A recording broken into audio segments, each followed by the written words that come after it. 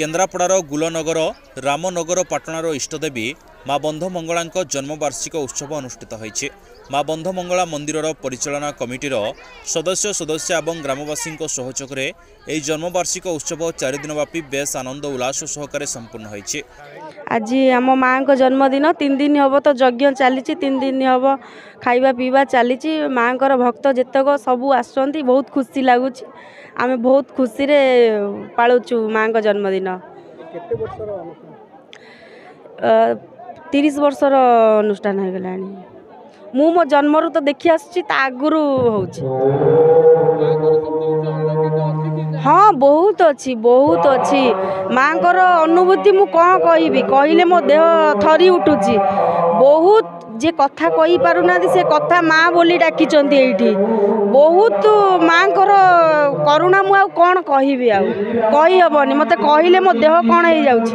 माँ को करुणा मु से विषय कौन कहबी बहुत किछि तार पिला माने जतिक पिला माने तार बहुत से आशीर्वाद तार अछि से माँ को ये मु अनुभूति मु कहि परिबिनी। आज्ञा शांतिस्वरूप भूया बंधमंगला कमिटी सदस्य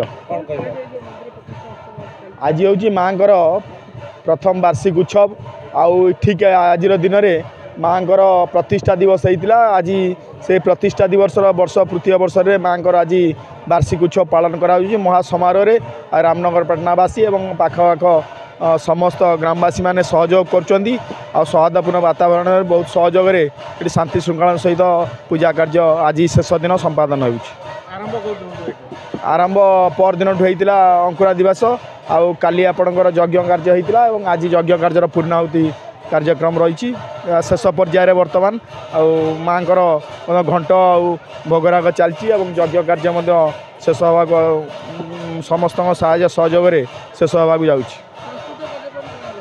सांस्कृतिक कार्य आज आम पारायण होता काली भजन संध्या थिला द्वितीय दिन में भजन संध्या होता श्रीराम भजन संध्या कार्यक्रम होता आज पारायण होता पारायण चलती।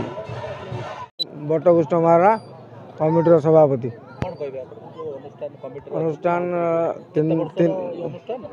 अनुष्ठान 100 वर्ष पर हम एवं यज्ञ 3 दिन धरी होता। प्रथम कलश यात्रा है द्वितीयत पाला पाला होता तृतीयत प्रोग्राम आम संस्कृत प्रोग्राम भजन समारोह होता आउ पारायण आज चली पूर्णावती आरंभ हम।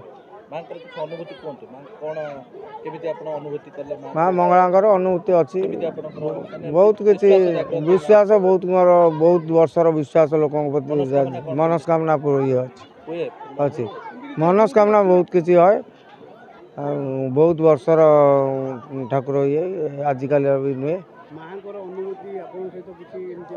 हाँ अनुभूति घटी बहुत घटी अनुभूति सब किसी कही हेनी माँ को अनुभूति किसी कही हुए ना।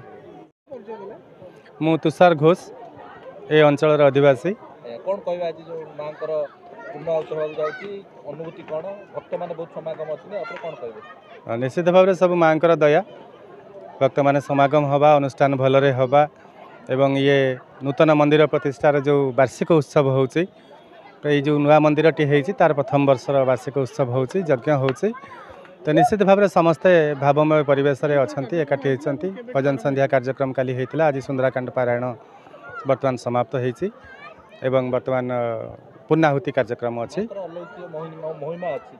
निश्चय निश्चय आज्ञा हाँ व्यक्तिगत भाव में किसी कथा अच्छी जीवन दुख बेले माँ को जब हृदय डाकिबे से जवाब दौ जब डाकिले वो कहे जो कथा ये से कथा तेणु आपण माँ दाण्ड में ठिया होती आपण हृदय कथा कहतु माँ निश्चय शुणे विश्वास अच्छे।